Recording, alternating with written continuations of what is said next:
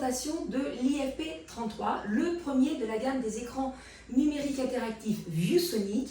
L'IFP33, c'est un écran numérique qui se décline sous différentes tailles pour effectivement s'adapter aux différentes configurations de la salle ou de la salle de classe. Bien entendu, on va le trouver en 65 pouces, 75 pouces, 86 pouces. Derrière moi, il est en 65 pouces. Cet écran numérique interactif, il a été pensé pour la salle de classe avec un stylo, un stylet passif, sans pile, sans batterie, pour permettre à tous les enseignants et tous les élèves d'écrire dessus, pointe fine, pointe large, pour s'adapter en fonction de l'écriture ou des dessins, de la notation que nous sommes en train de faire. C'est une solution robuste avec 4 mm de verre trempé, donc on est vraiment sur une solution pérenne qui va durer dans le temps. Mais nous avons aussi une solution robuste, certes solide, mais également de grande qualité avec un affichage 4K. Il y a aussi la possibilité dans les paramètres de régler bien entendu la luminosité et surtout les filtres pour effectivement la fatigue oculaire. Donc il y a différents filtres dedans. C'est un écran interactif qui va s'adapter, comme je disais, à toutes les salles de classe avec une large connectique, notamment de la connectique, là on le voit, hop, de l'autre côté, de la connectique en façade ou tout simplement derrière, de la connectique traditionnelle, USB, HDMI et de la connectique un peu plus récente, j'ai envie de dire, de l'USB-C. Comme vous voyez, cet écran interactif est donc un écran flexible et autonome. Pourquoi flexible? Parce qu'on va pouvoir l'utiliser avec ou sans ordinateur autonome, tout simplement parce que j'ai un Android embarqué. Alors qu'est-ce qui se passe? Je veux l'utiliser effectivement, je souhaite l'utiliser avec un ordinateur. Comment faire? Soit je vais glisser, hop, par ici, un OPS, un écran qu'on n'aura que dedans, et travailler directement, c'est ce que j'ai fait ici. Alors je vous montre.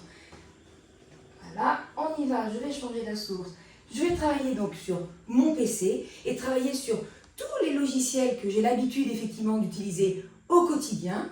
C'est le cas ici, ouvrir mon document Word, ouvrir mes images, me lancer en fait dans une recherche internet, ou bien hop, je vais retourner sur mon écran interactif et cette fois-ci, je laisse mon PC de côté, donc le PC OPS embarqué ou bien l'ordinateur que j'avais câblé. Cette fois-ci, je vais travailler uniquement sur effectivement mon écran et je peux travailler en fait sur cet écran qui est autonome grâce à l'environnement Android embarqué. J'ai une barre d'outils ici, mais je la retrouve également de l'autre côté pour m'adapter en fonction du profil utilisateur.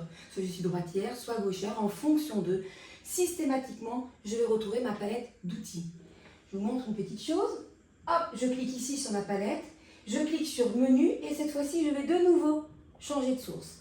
En changeant la source, en retournant sur mon ordinateur, qu'est-ce qui se passe?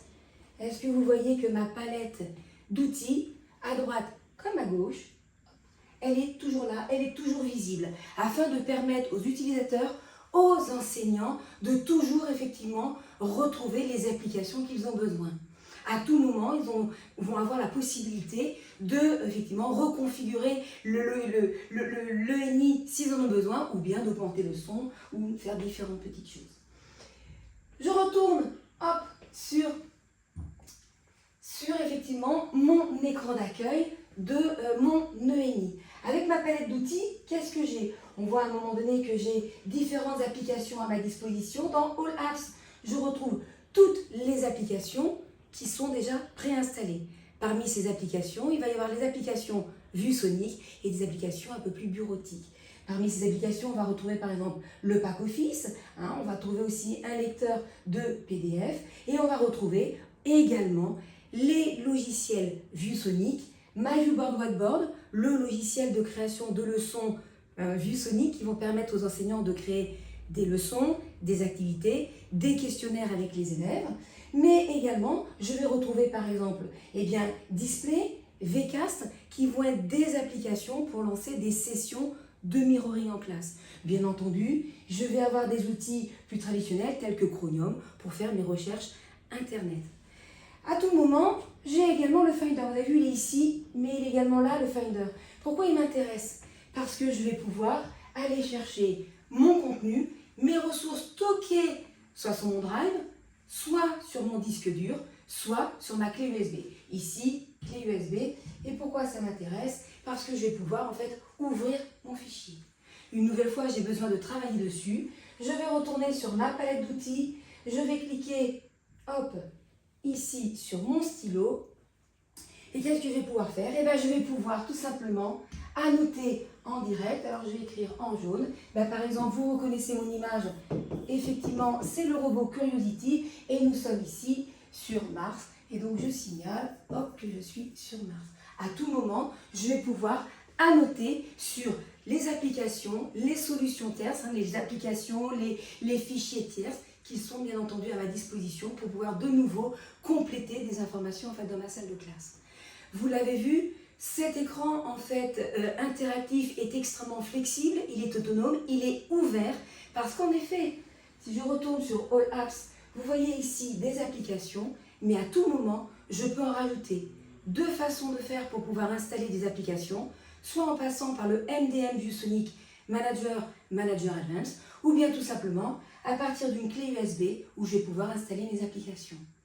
Donc vous avez effectivement ici, avec l'IFP33, un écran numérique interactif pensé pour la salle de classe, flexible, personnalisable, robuste, autonome, à votre disposition.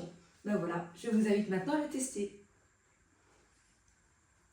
Merci d'avoir suivi cette vidéo. Pour toute question, n'hésitez pas à nous contacter sur nos réseaux sociaux et tout simplement de nous suivre sur nos réseaux sociaux. À très bientôt.